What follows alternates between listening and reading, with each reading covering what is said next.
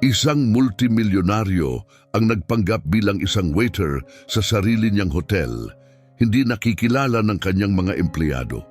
Nagulat sa mga hindi inaasahang pangyayari, sinuri ni Roberto Santa Cruz, isang matagumpay na negosyanteng 35 taong gulang, ang kanyang pagkakakilanlan sa salamin bago lumabas mula sa kanyang marangyang penthouse. Binago ang kanyang karaniwang anyo. Ang kanyang buhok ay naging mapurol na kayumanggi. Tinakpan ng mga kayumangging contact lens ang kanyang kapansin-pansing berdeng mga mata at isang peking bigote ang nagbago ng kanyang mukha. Nakasuot ng uniforme ng waiter mula sa Royal Hotel, ang korona ng kanyang imperyo sa pagtanggap ng bisita. Bumulong siya sa sarili, ngayon o hindi na, habang humihinga ng malalim. Si Roberto ay pumalit sa pamamahala ng hotel chain mula sa kanyang ama 2 taon na ang nakalilipas, nakikipaglaban upang mapanatili ang tanyag at kahusayan ng tatak ng Santa Cruz. Kamakailan, tumaas ang mga reklamo ng mga customer at bumababa ang pananaw sa pinansyal.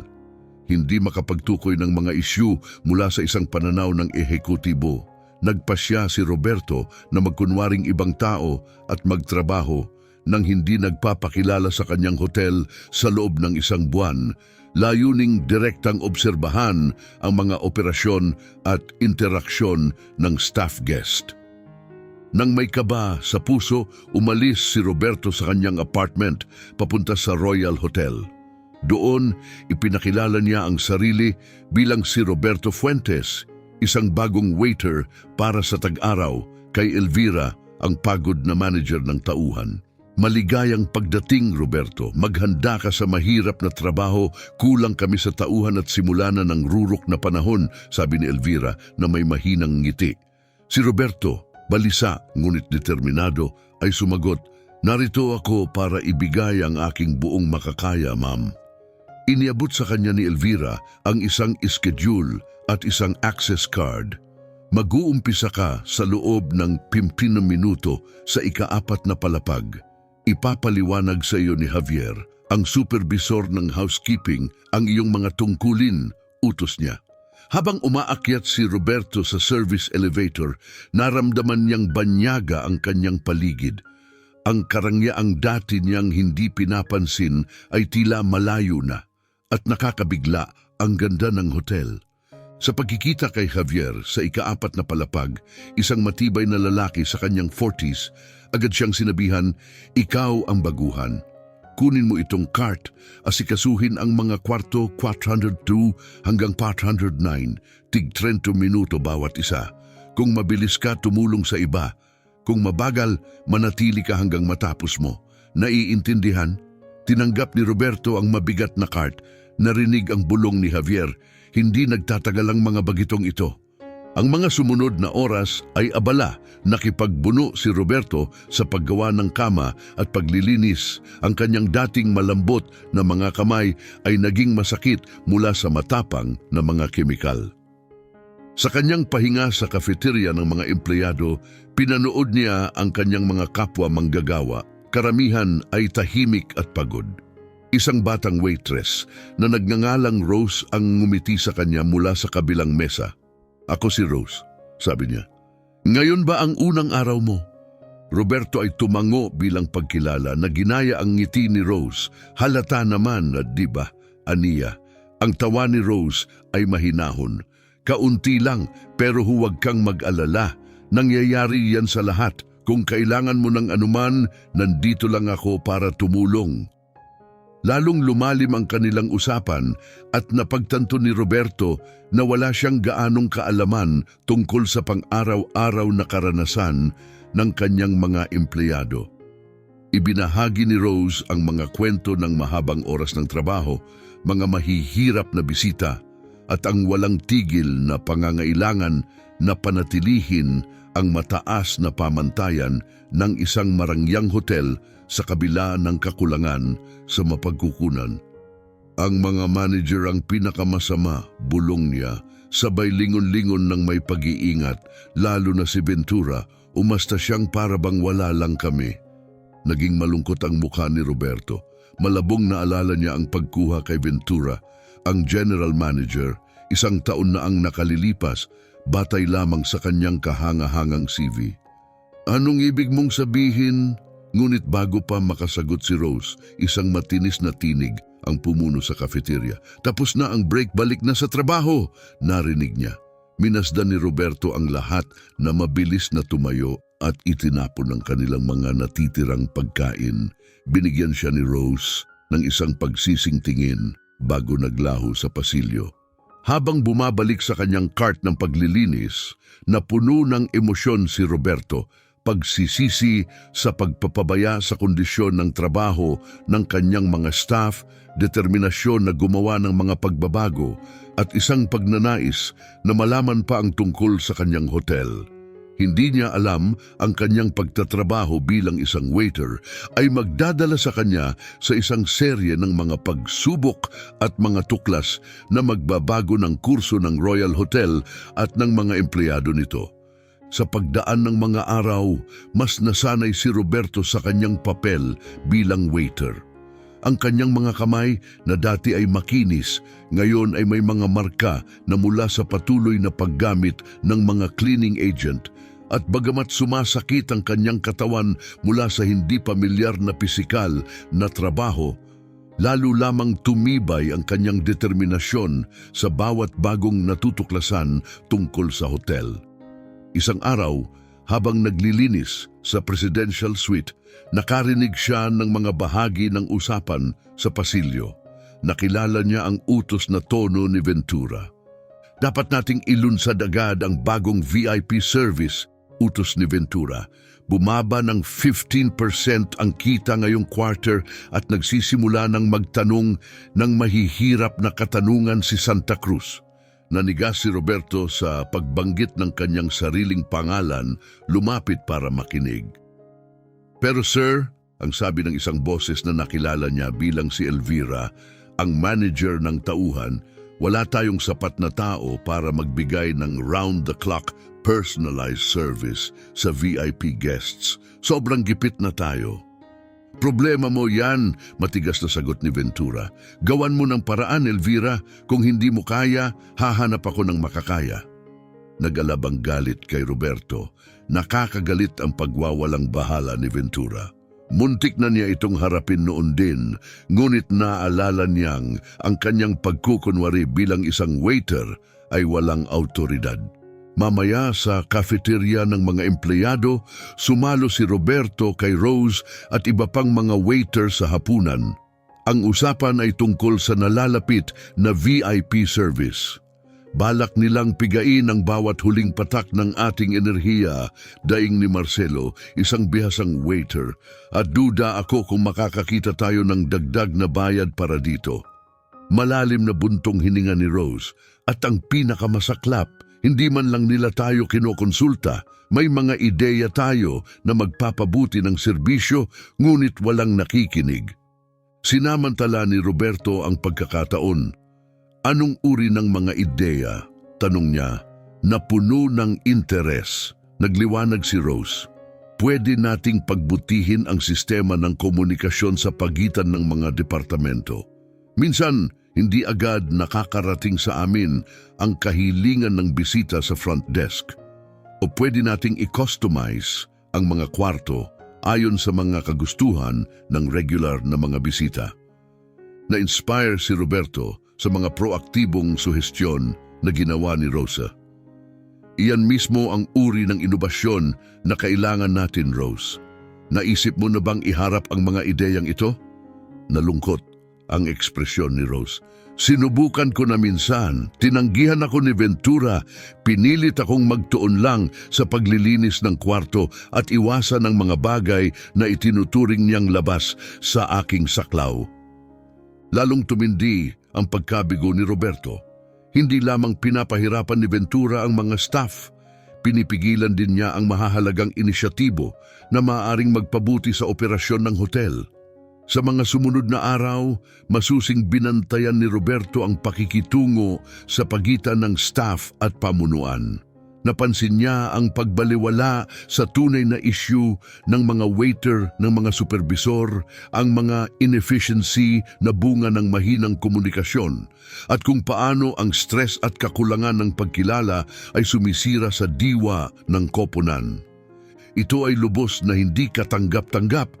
Ang sigaw ng lalaki, isang executive sa katanghaliang gulang na bihis sa kanyang walang bahid na suite. Nagbayad ako ng malaking halaga para sa suite na ito at puno ito ng alikabok. Ito ba ang tinatawag ninyong serbisyong panglimang bituin? Si Ronnie, na halatang nabahala, ay sinubukang pakalmahin ang galit na bisita. Sir, ipinapangako ko na aayusin namin ito agad. Sawa na ako sa mga dahilan, ang malakas na sigaw ng lalaki. Nais kong makita ang manager ngayon din. Sa sandaling iyon, nagpasya si Roberto ng may tapang. Lumapit siya at nagsalita ng may kalmadong autoridad. Excuse me, sir. Ako ang bagong waiter para sa palapag na ito. Kung papayagan ninyo ako, titiyakin kong magiging maayos ang paglilinis ng inyong suite. Tinitigan siya ng bisita ng may pag-aalinlangan. Bakit ako maniniwala na magiging mas mahusay ka kaysa sa iba na nabiguna? Si Roberto, na natiling matatag, ay nagtiyak. Sir, nauunawaan ko ang inyong mga pangamba. Nangangako ako na ilalaan ko ang kailangan kong oras para matiyak na ang inyong suite ay aabot sa inyong pamantayan. Kung hindi pa rin kayo nasisiyahan, maaari ninyong kausapin ang manager pagkatapos. Tumigil ang lalaki, pagkatapos ay pumayag ng may pag-aatubili. Sige, mayroon kang 1 oras. Kung hindi ito umabot sa pamantayan, hihilingin ko ang pagtatanggal sa buong pangkat ng paglilinis.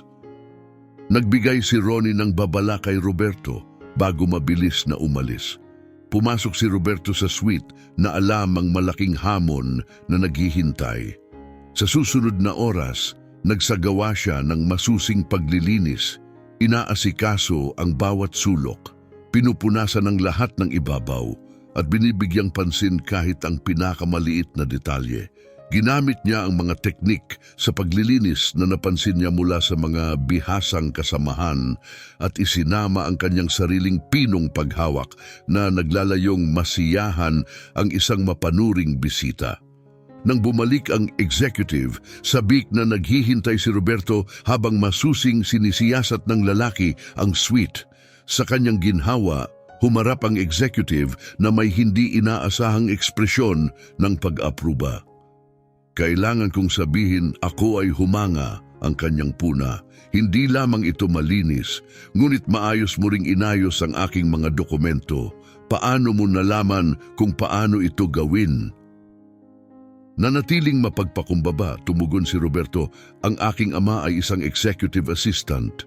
Tinuruan niya ako ng ilang kasanayan sa pag-oorganisa. Ipinahayag ng bisita ang kanyang kasiyahan. Mahusay na trabaho. Titiyakin kong makikilala ng pamunuan ang iyong mga pagsisikap. Pagkaalis ng lalaki, nadama ni Roberto ang malalim na pagmamalaki. Samantala, ang mas malawak na mga issue sa hotel ay nakakaapekto sa lahat, mula sa mga staff hanggang sa mga bisita na lampas pa sa mahinang serbisyo upang isama ang mga alalahanin sa kaligtasan. Pagkatapos ng insidente, natagpuan si Rose na nakaupo sa tabi ng pool, halatang balisa. Maingat na lumapit si Roberto sa kanya. Hey, ayos ka lang ba? Tanong niya, iniaalok ang kanyang suporta. Tumingala siya, may mga luha ng pagkabigo sa kanyang mga mata. Nakakapanghina. Nagmamalasakit ako sa aking trabaho at sa mga bisita. Ngunit parang walang natutugunan. Naiintindihan ko, sabi ni Roberto, umupo sa tabi niya. Ganito rin ang nararamdaman ko kamakailan. Malalim na huminga si Rose, pagkatapos ay nagpatuloy. Tuwing magtataas ako ng mga alalahanin tungkol sa kaligtasan, binabaliwala lang. Naglalagay kami ng aming sarili sa panganib para lang mapanatiling gumagana ang mga bagay. At para saan? Para lang sa sweldo.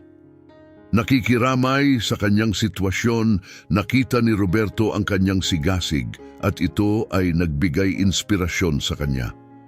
Paano kung subukan nating seryosohin ang ating mga alalahanin?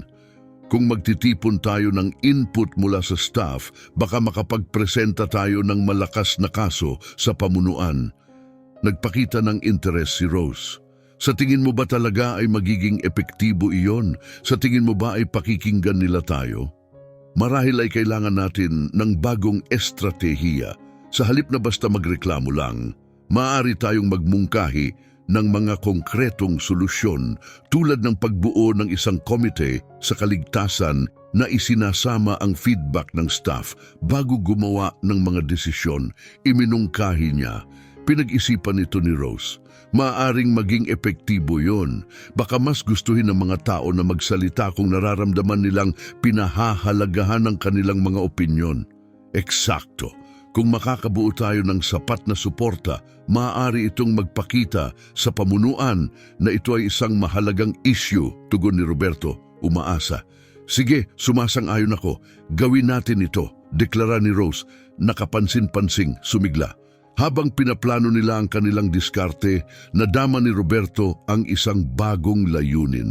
Ang direktang pagtugon sa mga isyong ito ay maaaring hindi lamang mapabuti ang hotel, kundi magbigay din sa kanya ng impluensyang kinakailangan upang magdala ng tunay na pagbabago sa organisasyon. Sa bawat pag-uusap, ang kahalagahan ng kanyang misyon sa ilalim ng pagkukunwari ay nagiging mas malinaw. Hindi lamang upang tukuyin ang mga problema, kundi upang mag-ambag sa solusyon. Habang nag-iistratehiya, nadama ni Roberto na siya ay may kapangyarihan. Nagbabago ang ihip ng hangin at handa na siyang manguna sa laban. Sa wakas ay nagbigay ng papuri si Roberto. Rose, kahanga-hanga ang mga ideyang ito. Bakit hindi mo ito ibinahagi ng mas maaga? Nawala ang ngiti ni Rose habang sumagot siya. Sinubukan ko na minsan. Gumawa pa ako ng buong presentasyon, ngunit binaliwala ako ni Ventura. Sinabihan akong mag-focus sa aking mga tungkulin at kalimutan ang mga hangaring hindi ko maabot. Nadama ni Roberto ang isang bugso ng galit. Hindi lamang binabaliwala ang potensyal ni Rose, kundi pinipigilan din ang kanyang sigasig. Huwag kang sumuko, giit niya ng may diin. Malaki ang maitutulong ng iyong mga ideya sa hotel. Tinitigan siya ni Rose. Ang kanyang ekspresyon ay halo ng pag-asa at pagdududa. Talaga, minsan iniisip ko ang paghahanap ng ibang lugar na magtatrabaho, isa na mas pinahahalagahan ng mga staff. Mabilis na sumagot si Roberto, mas madiin pa sa kanyang intensyon, hindi kailangan ka ng Hotel Rose, yung mga taong committed at nais ng pagbabago.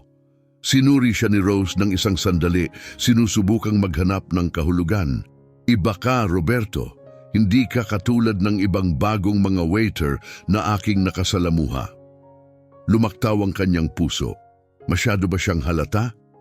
Ngunit bago pa man siya makapagpaliwanag, dagdag ni Rose, nakakapreskong magkaroon ng isang taong tunay na nakikinig at nakakaunawa. Karamihan dito ay atat lang matapos ang kanilang shift at umalis. Nakaramdam si Roberto ng kaunting ginhawa. Naniniwala ako na tayong lahat ay may magagawa, anuman ang ating papel. Ngumiti si Rose ng tunay na ngiti.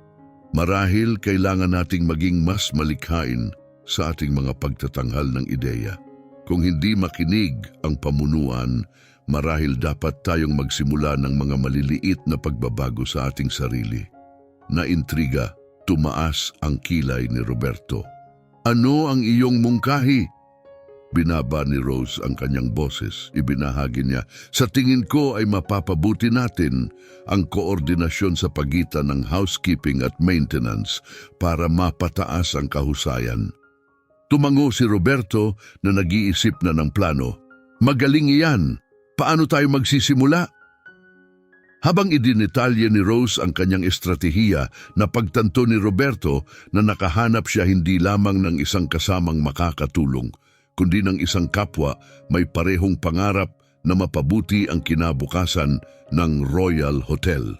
Hindi niya alam ang pakikipagtulungang ito ay malapit ng hamunin pareho si Ventura at ang pamamahala ng hotel. Ang mga menor de edad na pagbabago na kanilang balak ipakilala ay mag-uudyok ng malalaking pagbabago, bumubuo ng bagong landas para sa hotel. Habang lumulubog ang araw sa likod ng pool ng hotel, nadama ni Roberto ang tunay na pag-asa sa kanyang lihim na misyon sa unang pagkakataon. Sa susunod na ilang linggo, tahimik na sinimulan ni Roberto at Rose ang pagpapatupad ng mga unti-unting pagbabago. Nagdisenyo sila ng isang coded system para sa mga komunikasyon sa shift. In-optimize ang pag-setup ng mga cleaning carts para sa mas mahusay na kahusayan at bumuo ng isang estratehiya upang unahin ang mga trabaho sa maintenance. Sa simula, bahagya lamang napansin ang mga pagbabagong ito, ngunit unti-unting naging malinaw ang epekto nito. Bumaba ang mga reklamo ng bisita, bumilis ang paglilingkod sa kwarto at kapansin-pansing bumuti ang morale ng mga staff ng housekeeping. Ngunit hindi lahat ay naging maayos. Napansin ni Roberto ang tumitinding pagsusuri ni Ventura, isang halo ng pagdududa at inis ang halata sa kanyang tingin. Mukhang naramdaman ng general manager ang mga pagbabagong nagaganap, ngunit hindi niya matukoy ang pinagmulan o ang mga nagsimula nito. Isang araw, habang inaayos ni Roberto ang lobby, narinig niya ang pag-uusap sa pagitan ni Ventura at ni Elvira, ang ulo ng HR. May kakaiba sa team ng housekeeping, reklamo ni Ventura, iritasyon sa kanyang tono. Sila ay unusually efficient at organisado. Ayaw ko iyon. Miss Ventura, wika niya, bahagyang nanginginig ang boses ngunit matatag. Ang mga pagbabago na ipinatupad namin ay nagpabuti sa aming serbisyo. Mas masaya ang mga bisita natin at mas mahusay ang aming trabaho. Humarap si Ventura sa kanya. Ang tingin ay matalim at nagbabanta. Kaya't inaamin mo na ikaw ang may pakana nito, Rose. Bago pa man siya makasagot, sumingit si Marcelo, ang batikang waiter. Hindi lang si Rose, sir. Lahat kami ay may bahagi sa mga pagbabagong ito. Sumali rin si Ines mula sa front desk. Tama iyon at kitang-kita ang resulta. Bumaba ang mga reklamo ng 30% mula nang sinimulan namin ang bagong sistema ng komunikasyon. Isa-isa, nagpahayag ang mga miyembro ng koponan ng kanilang suporta para sa mga pagbabago at ipinaliwanag kung paano nito pinabuti ang kanilang trabaho at serbisyo sa mga bisita. Halatang nagulat si Ventura, hindi niya inaasahan ang ganitong kolektibong pagsuway. Ito ay pagsuway, napatigilan siya. Hindi ninyo basta-basta maaaring baguhin ang mga pamamaraan sa inyong sariling kagustuhan. Naramdaman ni Roberto na ito na ang tamang pagkakataon para kumilos. Lumapit siya nang may lubos na kamalayan sa posibleng mga bunga ng kanyang kilos. Mr. Ventura, sinabi niya nang may kahinahunan, ang mga pagbabagong ito ay hindi isang banta, isa itong pagkakataon. Ipinakita ng koponan ang kanilang inisyatibo at dedikasyon para sa ikabubuti ng hotel. Hindi ba't dapat nating bigyan ng halaga ang kanilang mga mungkahi? Pinag-aralan siya ni Ventura, may bakas ng pagkakakilala sa kanyang mga mata. Ikaw, nagsimula siya ng dahan-dahan, ikaw ang bagong dating, ang nagdulot ng kaguluhan mula nang dumating. Nanatiling kalmado si Roberto, alam niyang nakatingin ang lahat sa kanya. Hindi ako naging magulo, sir.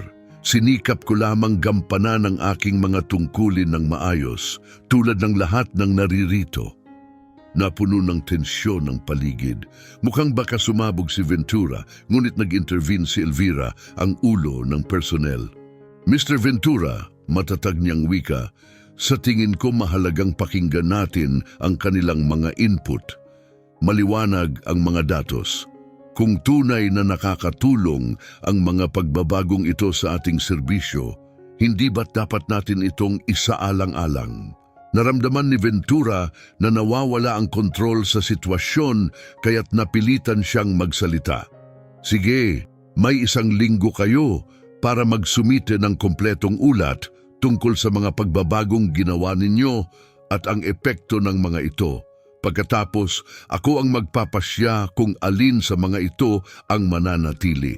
At kung may matuklasan akong anumang pandaraya o hindi autorisadong kilos, asahan ninyo ang mga kaukulang parusa.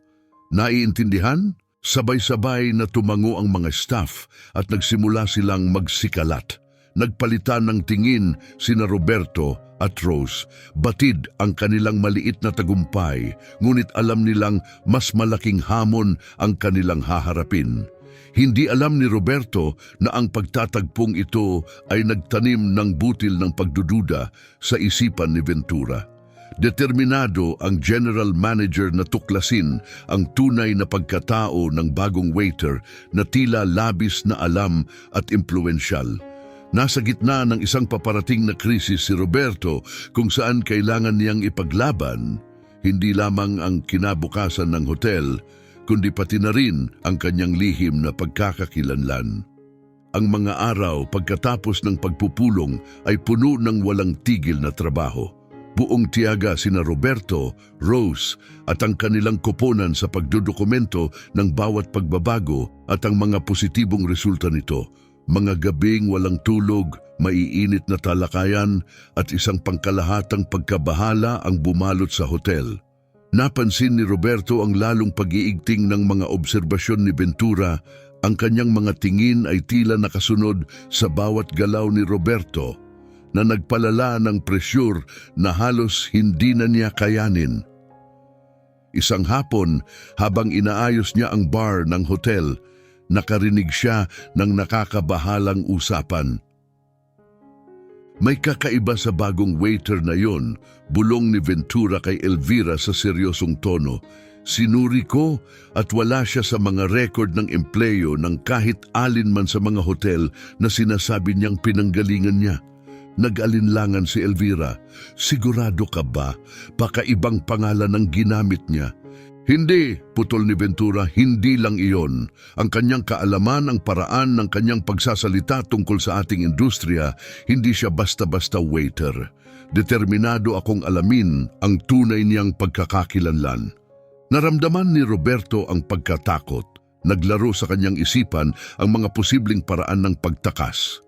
Napagtanto niyang hindi na niya matatagalan pa ang kanyang pagbabalat kayo. Ngunit hindi niya rin maaaring ipahayag ang kanyang tunay na pagkatao. Hindi sa puntong ito kung saan malapit na silang makamit ang mahalagang pag-unlad sa hotel. Kinagabihan, nahirapan si Roberto makatulog, nagpipilit sa kama sa loob ng masikip na quarters ng mga empleyado.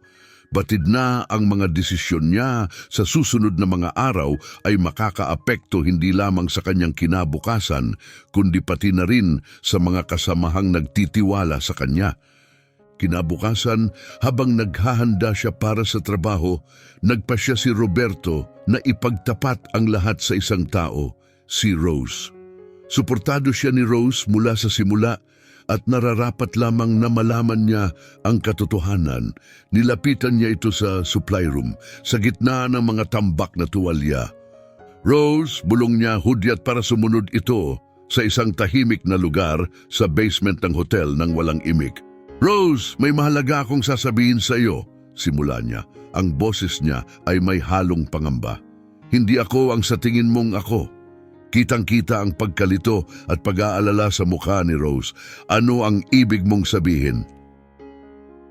Huminga ng malalim si Roberto at ipinagtapat ang kanyang tunay na pagkakakilanlan bilang ang may-ari ng hotel, ang kanyang undercover na misyon at ang kanyang mga motibo.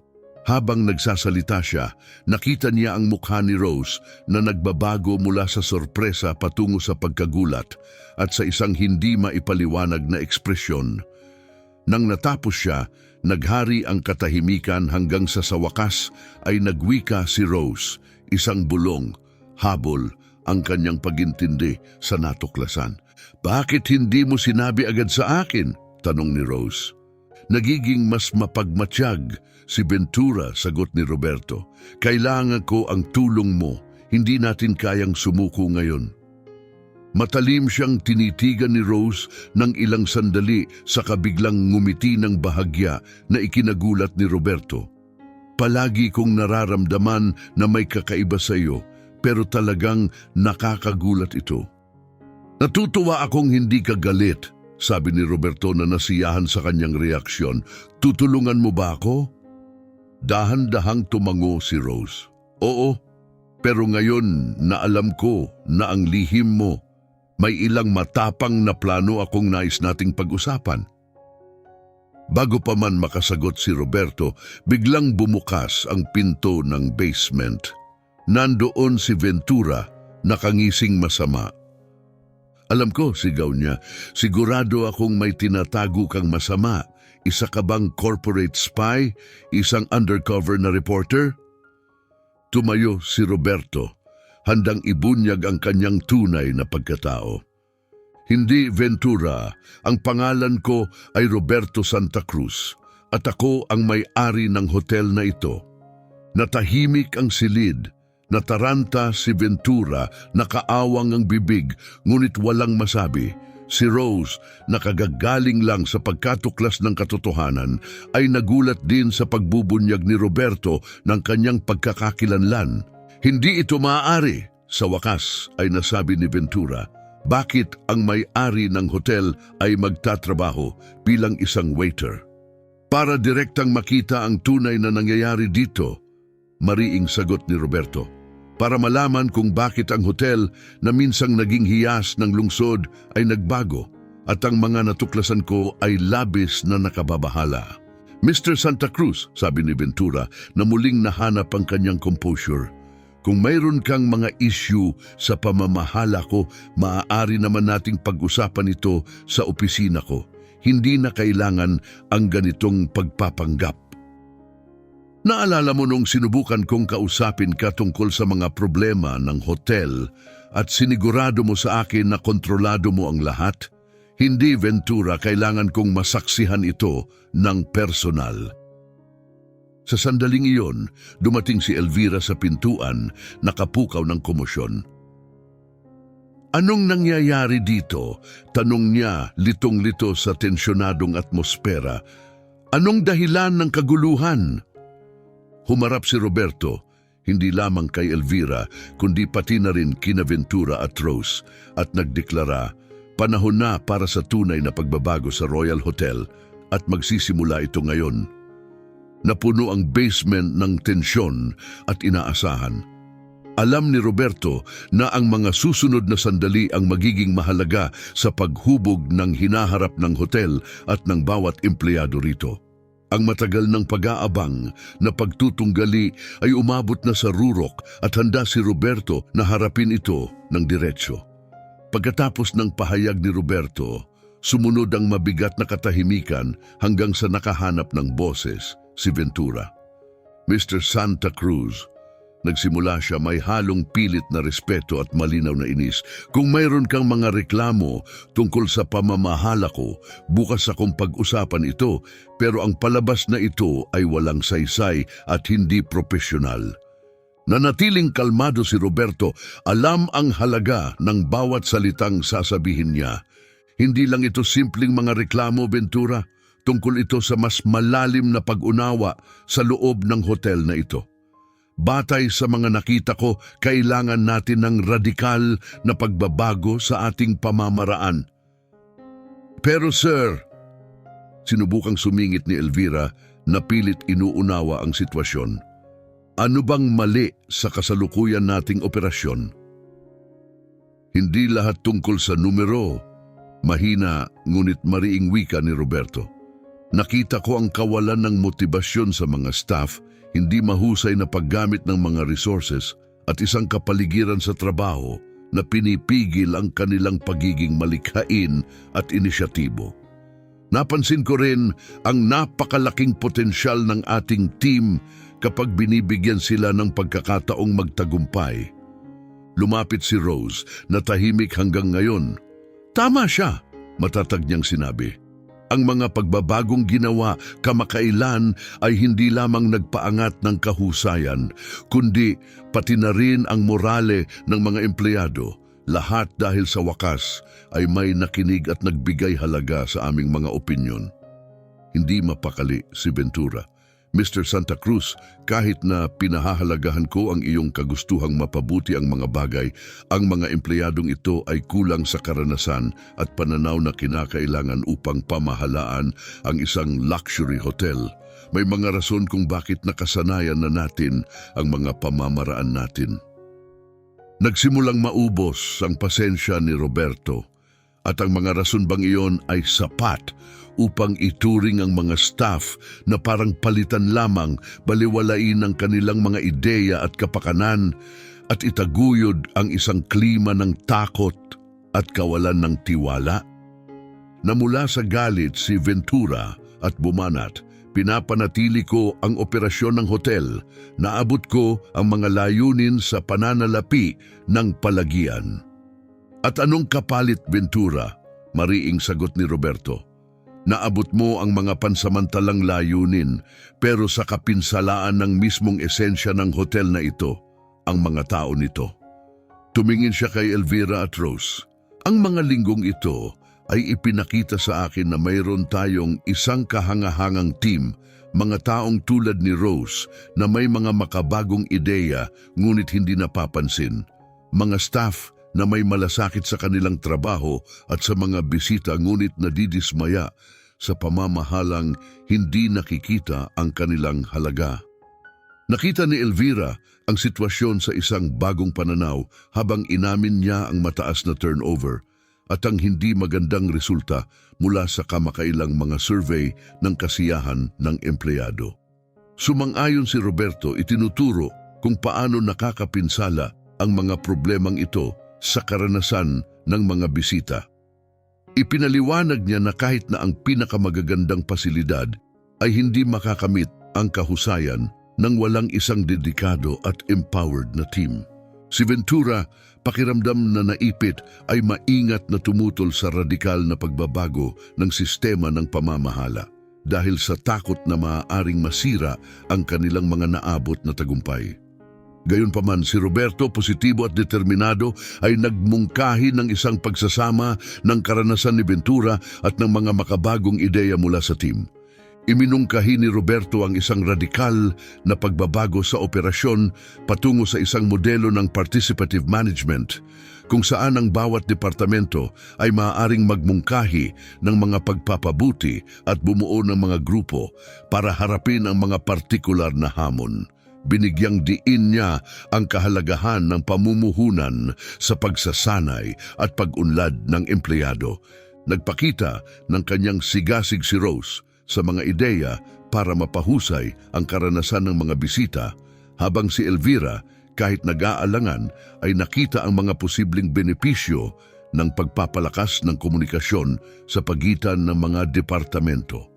Dahil sa kanilang suporta, napilitan si Ventura na sumang-ayon na subukan ang bagong sistema at nagtanong tungkol sa pagpapatupad nito. Plano ni Roberto na magsimula sa mga malawakang pagpupulong ng mga empleyado upang mangalap ng mga input at bumuo ng mga grupo para pinuhin at isakatuparan ang mga pinakamagandang mungkahi. Hiniling kay Ventura na tulungan ng maayos na transisyon nang hindi isinasakripisyo ang kalidad ng serbisyo. Nangako si Ventura na susuportahan ang bagong direksyon. Habang nagtatapos ang pulong, nagpaiwan si Roberto kasama si Rose. Pinasalamatan siya para sa kanyang matatag na suporta at makabago niyang kaisipan na naging mahalaga sa tagumpay ng hotel. Naramdaman niya ang halo ng pananabik at kaba para sa mga paparating na pagbabago, ngunit napanatag sa positibong pananaw ni Rose. Buong paniniwala si Roberto sa pagbabagong darating para sa Royal Hotel na may bisyon hindi lamang para sa negosyo kundi para sa bawat miyembro ng team.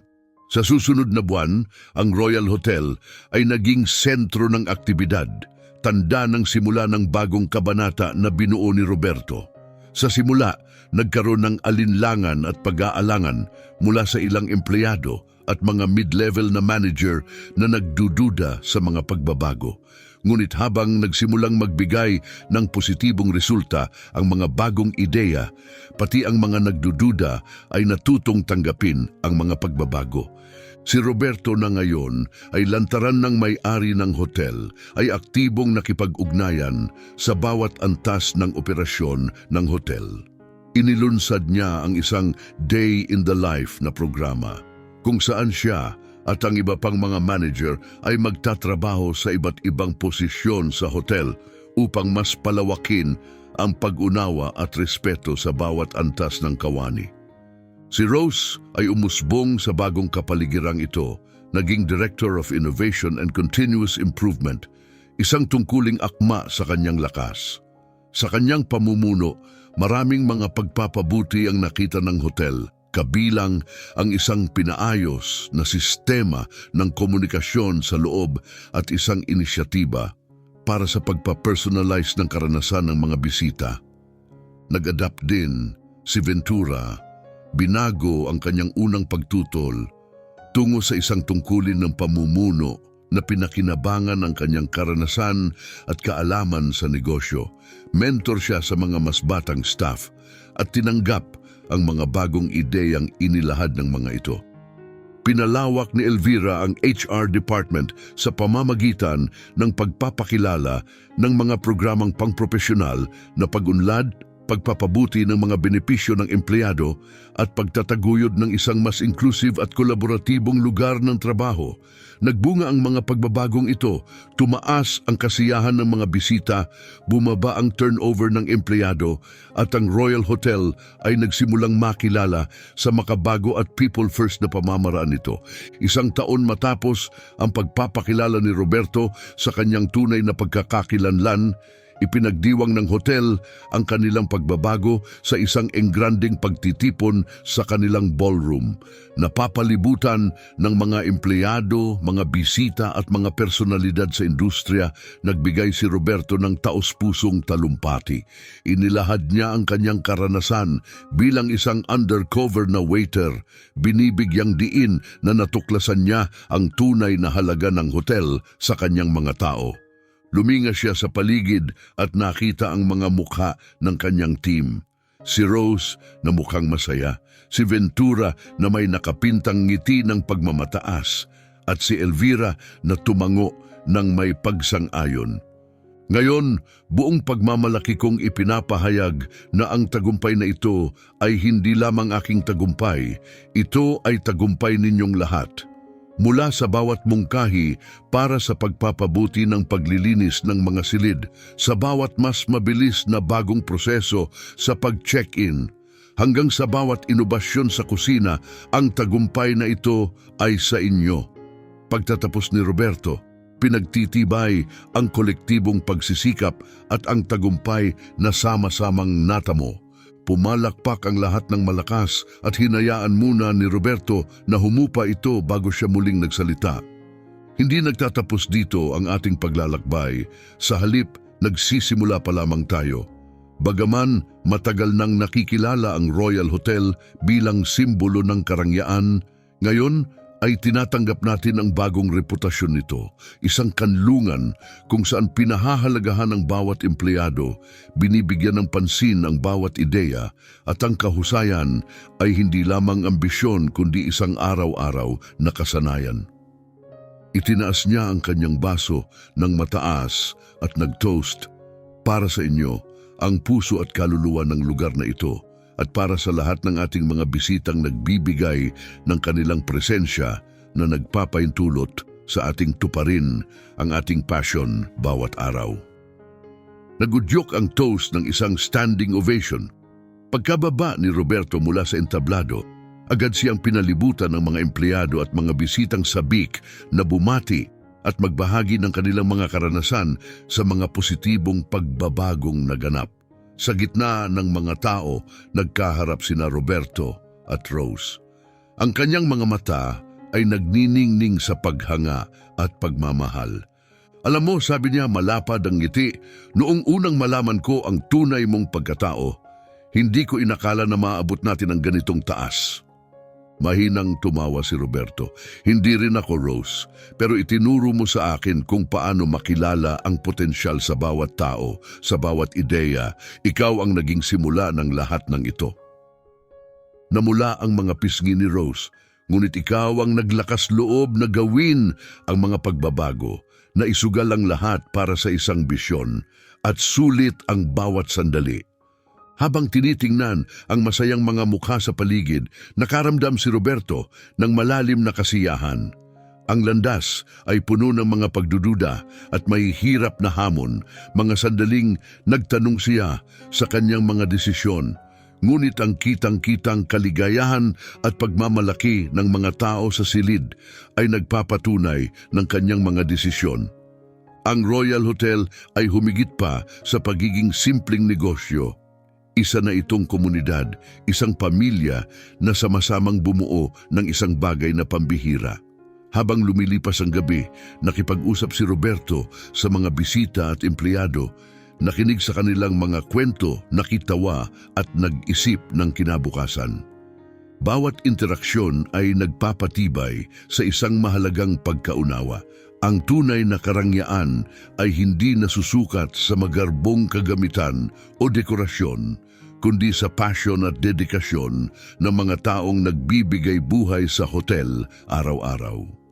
Muling pinasigla at puno ng optimismo, handa ang Royal Hotel para sa isang maningning na kinabukasan, at sigurado si Roberto na ang pinakamahusay ay darating pa lamang. Huwag kalimutang pindutin ang notification bell para maging una sa susunod na video. Ibahagi ito sa inyong mga kaibigan at huwag palampasin ang susunod na video sa end screen. Tiyak na ito ay tatama sa inyong puso.